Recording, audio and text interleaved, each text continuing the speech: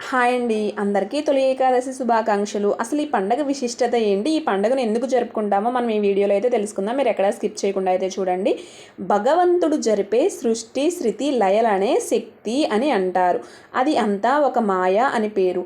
అలాంటి భగవంతుడికి ఇష్టమైన యోగమాయ శ్రీ మహావిష్ణువుని ఒకరోజు ఒక వరం కోరింది.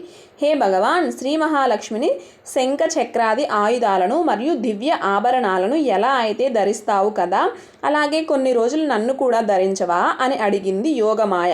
అప్పుడు పరమాత్మ, ఓ మాయా, నిన్ను 4 నెలల పాటు నా కనులలో దాచుకుంటాను అని ఆషాఢ శుద్ధ ఏకాదశి నుండి కార్తీక మాసంలో వచ్చే ఉత్పాదన ఏకాదశి రోజు వరకు యోగ నిద్రను ప్రేమగా కనులలో దాచుకుంటాను అని మాట ఇచ్చాడు. ఇచ్చిన మాట ప్రకారం స్వామి 4 నెలల పాటు యోగ నిద్రలో ఉంటాడు.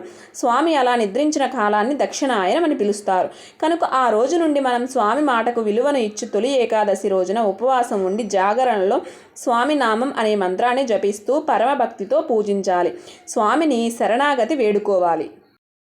ఇదండి ఏకాదశి విశిష్టత. ఇలాంటి మోర్ ఇన్ఫర్మేషన్ వీడియోస్ కోసం please like and subscribe, share.